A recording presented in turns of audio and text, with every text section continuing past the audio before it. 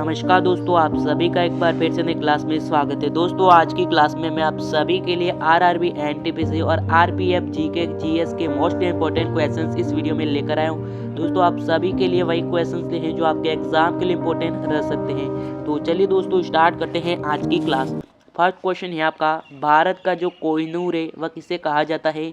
राजस्थान, उत्तर प्रदेश, आंध्र प्रदेश या फिर मध्य प्रदेश। तो देखिए जो भारत का कोहिनूर है वह किस राज्य को कहा जाता है? तो वह हमारे आंध्र प्रदेश जो राज्य है उसे भारत का कोहिनूर कहा जाता है। सी ऑप्शन आपका राइट आंसर हो जाएगा। नेक्स्ट क्वेश्चन देखिएगा, नंदा देवी शिखर वो कहाँ पर स्थित है? यानी जो नंदा देवी शिखर है वो कहाँ पर स्थित है? उत्तर प्रदेश, हिमाचल प्रदेश, उत्तराखंड या फिर जम्मू और कश्मीर। यानी जो नंदा देवी शिखर है वो हमारे उत्तराखंड राज्य में स्थित है। सी ऑप्शन आपका राइट आंसर हो जाएगा। नेक्स्ट क्वेश्चन है आपका, गुरु शिखर पर्वत चोटी है वो अवस्थित है कहाँ पर है? उत्तर प्रदेश, हिमाचल प्रदेश, राजस्थान या फिर हरियाणा।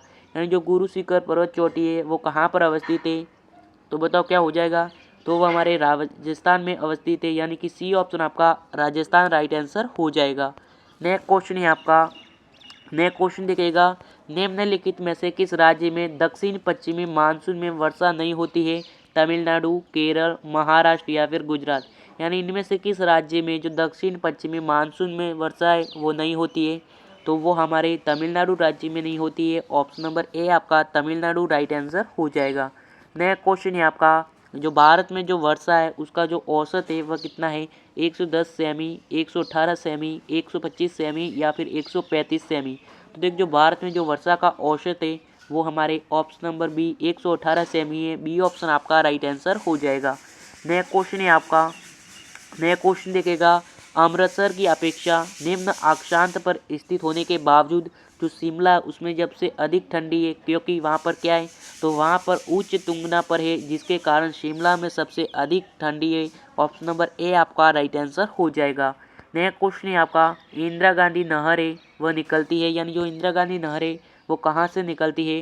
रोपड़, बांगड़ा, हरिके बांध से या फिर गंगा सागर। तो देखिए जो इंदिरा गांधी नहर है वो कहाँ से निकलती है? तो वह हमारे हरिके बांध से निकलती है। सी ऑप्शन आपका राइट आंसर हो जाएगा। नेक्स्ट क्वेश्चन देखिएगा, कृष्णा नदी का उद्गम स्थल है वह किसके समीप है? काला घाट, महाबलेश्वर, अमरनाथ या फिर तुला क्षेत्र। यानी जो कृष्णा नदी है उसका उद्गम स्थल है वह किसके समीप यानी किसके पास में है? तो वह हमारे महाबलेश्वर के सामने है, यानी कि महाबलेश्वर के समीप। बी ऑप्शन आपका राइट आंसर हो जाएगा। नेक्स्ट क्वेश्चन है आपका, तवा किसकी सहायक नदी नहीं है? यानी जो तवा है वह इनमें से किसकी सहायक नदी है वो नहीं है? गोदावरी, कृष्णा, नर्मदा या फिर यमुना।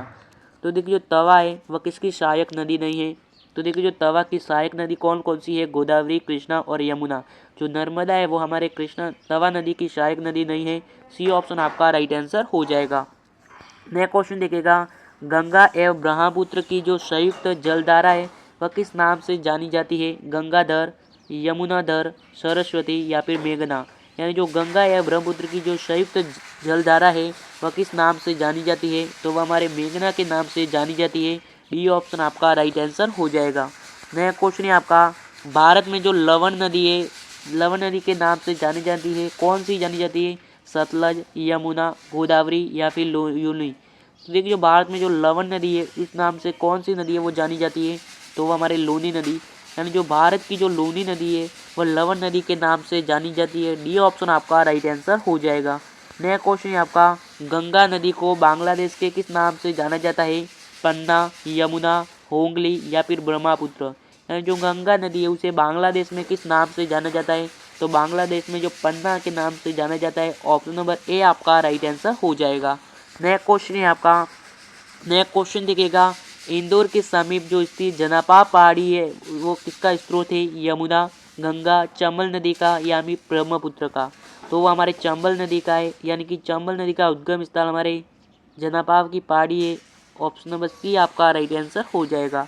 नेक्स्ट क्वेश्चन है आपका, अंडमान निकोबार द्वीप समूह है वो कहाँ पर स्थित है? बंगाल की खाड़ी में, अरब सागर में, भूमध्य अक्षांश में या फिर मालदीव के पास। यानी जो अंडमान निकोबार द्वीप है वह कहाँ पर स्थित है? तो वो हमारे बंगाल की खाड़ी में स्थित है। ऑप्शन नंबर ए आपका बंगाल की खाड़ी राइट आंसर हो जाएगा।